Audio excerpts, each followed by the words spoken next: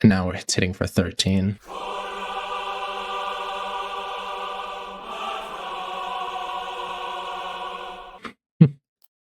So that's pretty awesome. Hey everybody, the right side here. Today I'm going to be making a video on this new deck I made, the Armorer. So I recently ran a poll on my channel for which deck I should run next. And the votes were split 50-50, the Armorer and Ahsoka Tano. That would be 1-1, so your vote makes a huge difference on this channel because the winning vote was 1. So I decided to go with the Armorer here, and the reason why is because I think Ahsoka Tano is actually really good, and I've been playing a lot of good decks recently. Doesn't mean that I've been successful, but I've been playing good decks. I've played the Mandalorian, which obviously is a good deck right now. Ezra Bridger, which is also really good, maybe at this point better than Mandalorian, just because people have kind of figured out like how Mandalorian works. But I just kind of wanted to try something a little weird this time. So I decided to make the Armor, and I see a lot of people running the Armor in yellow just so you can give it the Saboteur upgrade. But I actually decided to run it in red. So let's take a look at the deck breakdown. So you can see I'm not actually using the image SweetEB provides. I kind of wanted to split this up. And if you guys like this, let me know. I really like the way this looks, so pretty proud of myself. But as you can see here, we're running Han Solo, Axe Woves are like basically the main characters of this deck. If we could run a 12-card deck, I think this deck would be nasty. But then again, I think a lot of decks would be. But yeah, so we're running Han Solo, Axe Woves, Mastery, and the Darksaber are basically like the cards in this deck. Like if you can pull these cards and you can throw them on one of these units, then you're in for a good time. Let's just say that. We threw in some turn 1 plays here. You can see Leppy Lookout, Lobot, Rancor Keeper, just some 2-cost units, so we can just hope to pull a 2-cost. Because honestly, like you need to play a 2-cost on turn 1. Like obviously, you just need to. Yeah, so we threw those in there. We have some interaction pieces. We have Lat's Razzie, which is a great turn 2 play. Kill Switch, which works really well with the Armorer, just being able to kill like the 2-1 droid turret just for free is awesome. Nothing Left to Fear, the tree remembers. We also have some utility cards like Hana, a big reason why we're playing red. I see a lot of people playing yellow and like no yellow units. They're really just playing it for the Saboteur upgrade, which obviously is good. But I think being able to play Hana is huge. Like Hana is an incredible card. You can play her the turn before the Armor comes out, and then you can deploy the Armor, put a Darksaber on her, and she becomes a 7/7, like basically treated as a leader, you know, with like can't be killed. Very good with Restore. And then it's just some miscellaneous upgrades here at the end: Sudden Ferocity, Unfettered Ambition, and Durasteel Plating. Just some great upgrades. But speaking of trying some things new, I'm actually going to play some games live today. So if you guys like the live format instead of kind of like the in review format, just let me know. I'll be happy to do it going forward. It's just sometimes I think a little long, and you know, I don't want to bore people by just wasting time on the clock. But if you guys like this more, just let me know, and I'll keep doing it. But yeah, let's get into game number 1. Okay, game number 1, we're going to be facing a Luke Pilot Data Vault. Okay, well, definitely me go first. Could go Leppy Lookout. I guess this is keepable. Probably this. Do I want to go Nimble Prowess, maybe? Yeah. Okay, we'll go Leppy Lookout, and we'll claim. So we can actually keep him off of being able to ping Leppy Lookout here by going Lat's Razzie, experience token, killing. Well, actually, oh yeah, it's an enemy ground unit. Yeah, this is going to be good for him. I guess we could go Unfettered Ambition on our Luke. Probably, or sorry, our Han. So yeah, we'll hit base for 3. And then we're going to play Han Solo. And then we're going to upgrade. So he's got Chewbacca. Wow. Okay. Unfettered Ambition on our Han Solo. So, I mean, he's probably going to ping here.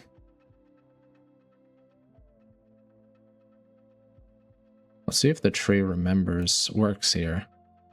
This is what we call a learning opportunity. So we'll dump the Durasteel plating, and then we'll pray that the tree remembers works on this. It actually does. Holy cow, that's huge. So we actually can keep Luke off of being able to ping here. So Leppy Lookout survives. Okay, he gets Sabine's Masterpiece. That's okay. We'll hit in for 4. He'll claim. We'll hit him for 3. Then we'll pass. Okay. So we could go Reforge, killing the experience token. I don't think Lats is going to do much for us here, so that's fine. Okay, he plays red 5. Interesting. What's in our resource row? We have Durasteel plating. We have Darksaber too. Darksaber could be really good on Han Solo. Okay. I think we just hit in for 3. Because as soon as he hits in with this, he can ping this and kill it. Yep. I'm also okay with maybe Durasteel plating. Okay, yeah, so we're going to Reforge. We're going to kill this experience token and, like, pray we pull a Darksaber. Okay, we do. We do actually pull the Darksaber, so that's huge. So we'll put a Darksaber on him. Then he doesn't have much, so we can flip. Oh, he rolls it back. Okay, he pings the Han Solo. Interesting.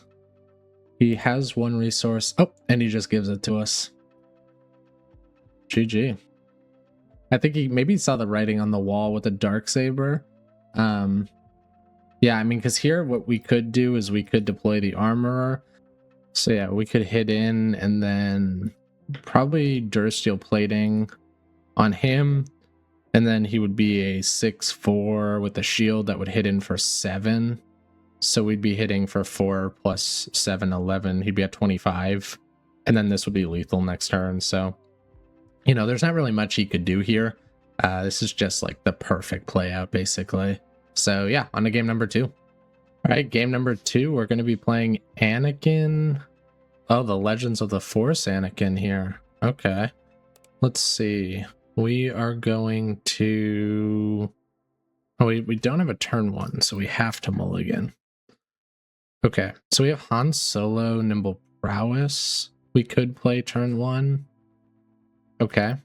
I don't mind that. Opponent with... yeah, go ahead. Just resources. Alright. Darksaber Mastery. Okay, he'll play Yaddle. We're going to play Han Solo. He'll claim, okay, we'll just play Nimble Prowess, and then we will pass. So we have Leppy Lookout here. Sorry, I mean Lobot. We have Lobot and Rancor Keeper. Kind of think maybe... This is a tough one. Maybe Rancor Keeper. So he'll hit in for 2. We'll hit in for 3. He plays a rest. Okay, that's interesting. That's unfortunate. Here he'll claim. I'll pass. We can resource the Sudden Ferocity. He'll probably just kill the Han Solo straight up.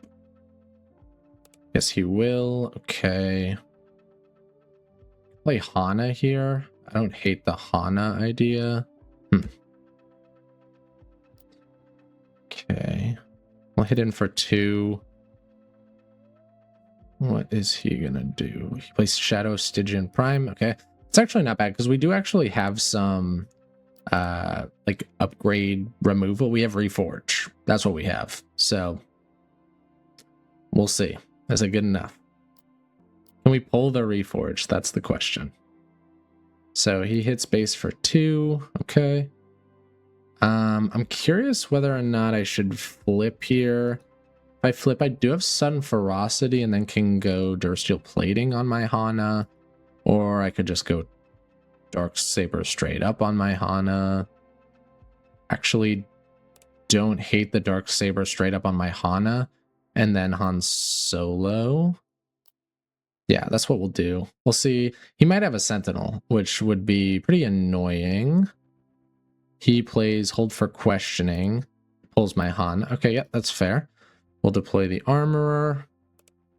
He deploys his leader. We'll hit for 4. And then he will also hit for 4. Okay, we'll claim. We are going to claim. And then we're just going to hit... Do we hit his base or his leader? If we hit his leader, he can't play a unit. I think we just hit his base. We go for 9 to his base and heal 2. That's awesome. And he hits us for 2. And then we will... This is interesting. Maybe I shouldn't have done that. Maybe I should have hidden with the Armorer first. I think we should just go, like, all out.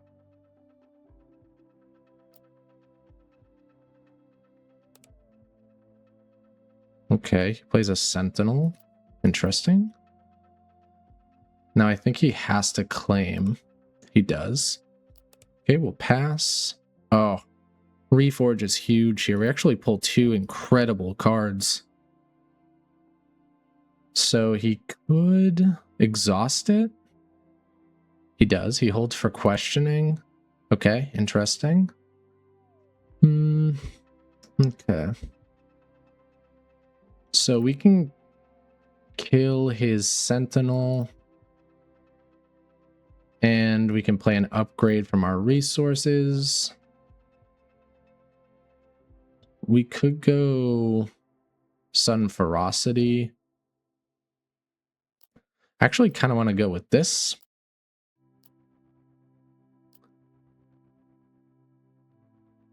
And then... Okay, so he actually kills it. Okay. Kills our leader. So I'll destroy the Shadow Stygian Prime. And we'll just go... here, and then exhaust your Yaddle. And okay, we'll pass. And we'll just skip resourcing. At this point, you know, we either have it or we don't. So we'll see what happens here. He's got to be able to tap down our Hana. He actually plays SRI. Okay, interesting. We will give a shield token to Latsrazi. We'll claim. And we'll play the Darksaber on it and pass. Ooh, Axe Woves here. Axe Woves is good.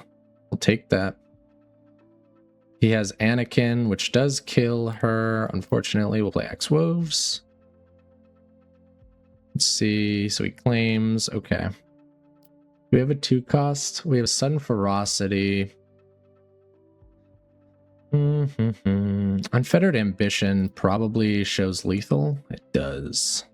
Then we'll play Lobot. I guess we'll just dump our hand. Okay, let's see if he has a response to this. He has a Sentinel. Okay. Interesting. Interesting.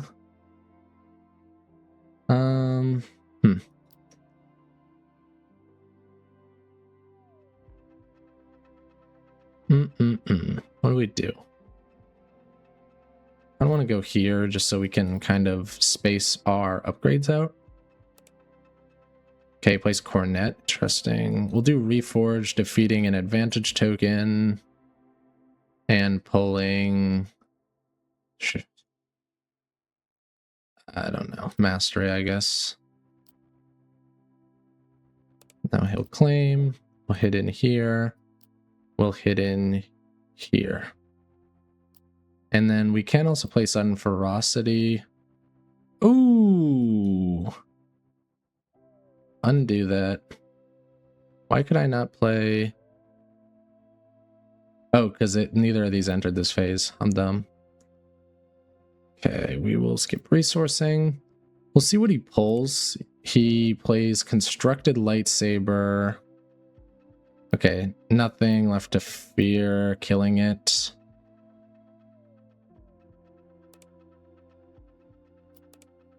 No. He wants to change his mind. Yeah. That was crazy. I haven't seen somebody do that before where they're like, oh, you killed my unit. Actually, I changed my mind. No. That's a win, I guess. But yeah, let's go on to game number 3, I guess. All right, game number 3, we're facing Ezra Bridger Yellow. So this deck is probably hard space focus. I'll go first. Yeah. And we do have Rancor. I don't love it. Let's mulligan. Okay, sure. Not bad. We'll take it. Tree Remembers. Ooh, actually could be pretty good for us. So we will play Han. Okay, interesting. We'll claim. And we'll get rid of the Sudden Ferocity.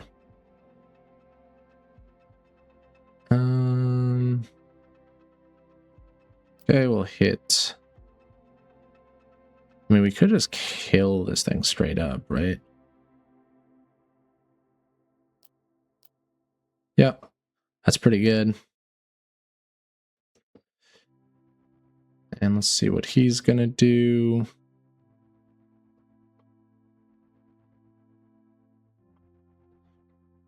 Okay. He's gonna play Sabine Wren, just killing it. That's fine. We will play Leppy Lookout. Flame will pass. Probably don't need both. Nothing left of fears here.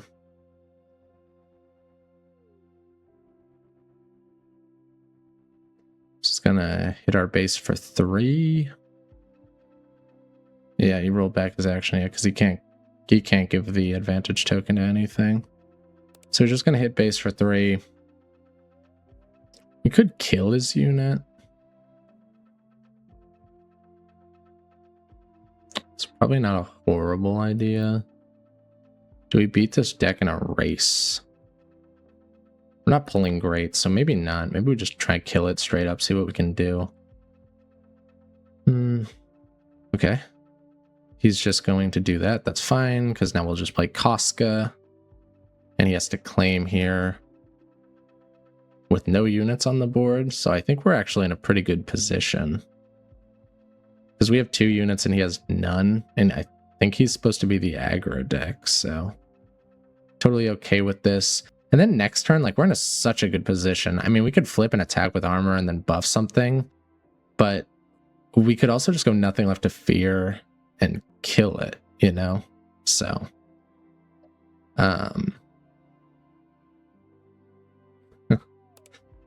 all good, King. I'm the same way sometimes. 4-2 ambusher, yeah. It's a 4-2 ambusher, and I had a 3-1, so they just trade, but it's all good. So yeah, our board state's just nasty here. And again, like, we have options, like, yeah, he's gonna play that. Like, we can just kill it. We could Tree Remembers. We don't have a 1-cost upgrade, though. Okay, what do we do? We could go... Yeah, I don't know. We could also just go Mastery here, kill it. He has 2 resources left. I'm just gonna flip the... yeah, just to give us... Just pass on both of these for now. See what he does with his last 2 resources. Okay. When defeated, deal 2 damage to a base. Interesting, interesting. Okay. So we could go Durasteel Plating. Just gives us more options, really. So yeah, okay, because we can go +3/+3 on this. It's a 7/6, hit base, and then attach Durasteel Plating and just kill it like that. So yeah, I like that. Let's do that. So He can claim here. Or sorry, he can flip here with Ezra. Except he doesn't. Not sure why. We'll hit for 7. We'll play Dursteel Plating on our Casca Reeves. We'll kill his 5/5 with our 5/5. We'll hit his base for 2. And we'll pass. We could kill switch his unit here, actually. Except I think this says friendly. Yeah, it does say friendly. So that's actually not awesome. So he plays Ezra. And then he may deal 2 damage to a ready unit. Okay, interesting. Oh, he took the shield off. Okay. We can kill Ezra here. Maybe we should. Also could...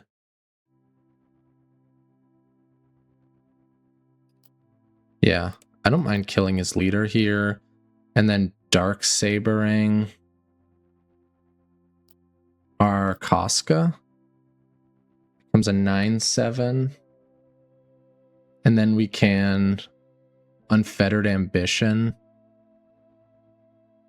And it is 3 advantage tokens. Yeah. And now it's hitting for 13. So that's pretty awesome.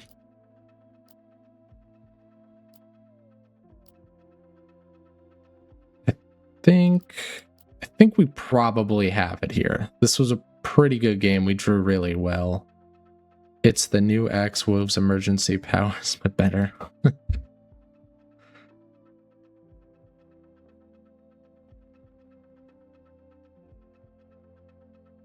He plays Elzar Man. I guess we'll pull our Reforge. We'll just end this one, but GG to our opponent. Yeah, I mean, some great games that we played since I started recording. Maybe I should always record these games because I did way better than I usually do. But yeah, let's get into just like deck and review and just discuss like what we think about the deck and, you know, what we would change and all that stuff. All right, let's talk about it. So what worked, what didn't work? So always got to start with the least valuable players. Here, I mean, this one was pretty easy. There's 2 cards, and it's kind of difficult with this deck. Like, there's really one thing you want to do on turn 1, and then, like, you can play Leppy Lookout. Like, if you pull it, like, you got to play it. But you want to play Han. But, so then the question becomes, like, okay, well, we can't just, like, okay, do I have Han? No? Okay, I scoop. Like, we can't just do that. Like, we need to play 2 cost units. And unfortunately, I'm going to spoil it here. The 2 worst cards in this deck were Rancor Keeper and Lobot, and it's just like tough. Like you have 2 cards here that are like, what do these do, right? Like Lobot's nice. Like if you go all in on Lobot and the opponent has no interaction and you just dump resources into him, I'm sure he could be good, right? Like you could play Darksaber on him, then you could play Mastery, then you can play Unfettered Ambition, and then you have like a whatever 11-15 Sentinel or whatever, it would be 11-10 Sentinel with Grit that could become like a 20 attack. Like sure, I guess, but like it doesn't work out that way. Most of the time it's like, okay, I guess I pulled Lobot turn 1, and then it's like, well, I can't do anything. Like I can't hit in for 0, that's useless. I can play Nimble Prowess on it, I can exhaust his turn 1 play, and then I can hit in for 1. But this deck, I noticed like games I won, like you win on like turn 4 or 5, like when the armor flips and you play the Darksaber on your Axe Woves, that's how you win the game.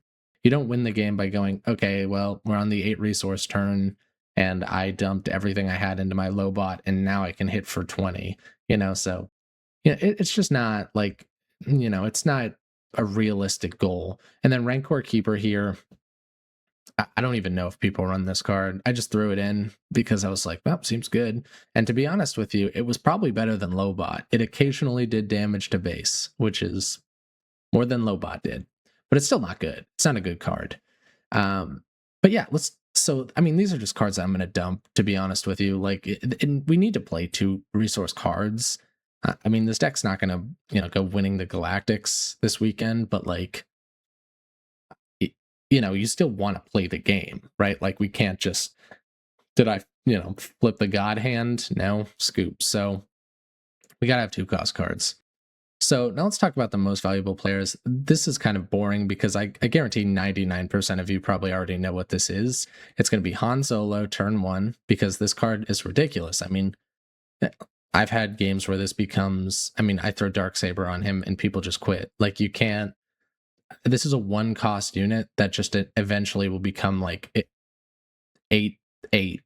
Like, it's ridiculous what this card can do. But it's fun. It's got a shield too. So you can like reforge it and then get Darksaber turn 2.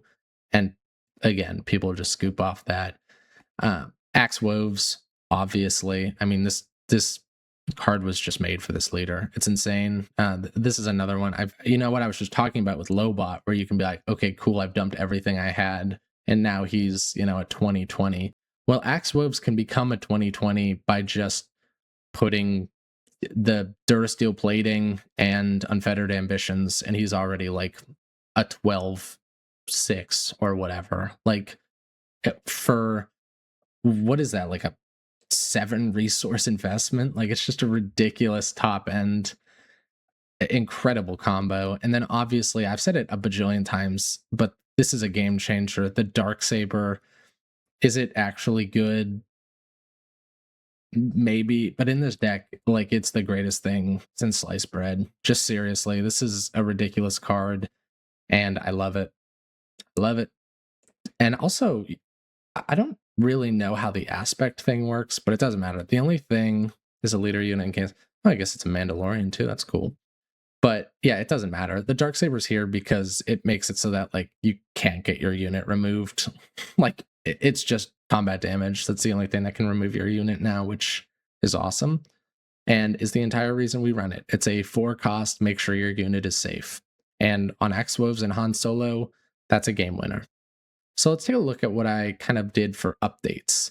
So, okay, we have to have a turn 1 play like I discussed. So what I did was I kept Rancor Keeper at the 2x because, Devil's Advocate, like, we gotta have a 2 cost card, so it's gonna be 2 of them.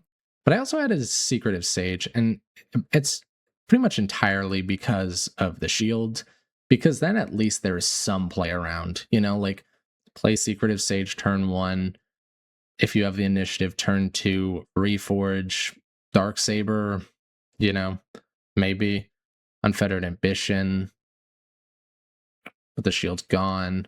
So, but there's something there. It has a shield, it has an upgrade.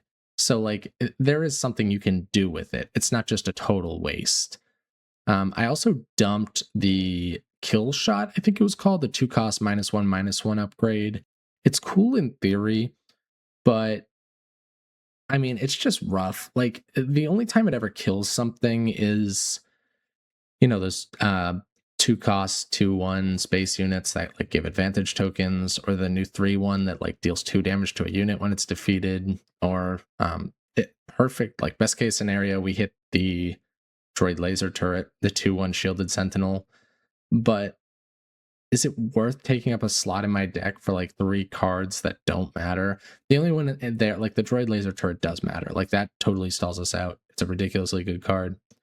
But like, do I want to take up 2 slots in my deck for this card that like could be useful? And then the Armorer flips, and now I can only attach upgrades to my units. It's weird. It's like this flip is now like taking away options. So I prefer just to throw another piece of upgrade, like an upgrade in there, just so I like can have something. So I threw Whistling Birds in there. Whistling Birds is an interesting one because, like, I consider this interaction. I don't know if anybody else really does, because it doesn't interact right away. So it's like, not really. But like, I noticed something that I had like a really tough time with is like coming back. Like, if my opponent was building very wide, I have a ton of shields, but I don't, like, as soon as they get rid of that shield, they can just kill my unit, right? So, like, one way I think, like, okay, maybe I could come back is playing Whistling Birds, being able to kill wide. And this could potentially be useful, but I don't know. Maybe it is, maybe it isn't. I mean, listen, at the end of the day, this deck is like totally like can we top end? Like, can we just go crazy? Like I said earlier, I don't think this deck's going to go winning any galactic championships, but I mean, it's so fun. Like, if you get the right combo, you know, like Han Solo, Axe Woves, Durasteel plating, you reforge the shield on one of those units and you pull a Dark Saber, you flip the Armorer, you attack, and then you attach like anything, you know, like Unfettered Ambitions on your Axe Wolves. I mean, it's so fun. And then you hit for like 18, and your opponent is like, what the hell just happened? You know what I mean? It's fun. But it's not, and that's the thing, like, it's not consistent. Like, a lot of these decks that are like top of the meta aren't like crazy, they're just consistent. And this is the opposite. This is not consistent, but it's crazy. And it's fun. It's every once in a while to do something like this. But thank you again for tuning in, guys. I appreciate seeing you. And if you see a poll, make sure you vote, because, you know, your vote really could be the difference on this channel. So anyways, take it easy, guys.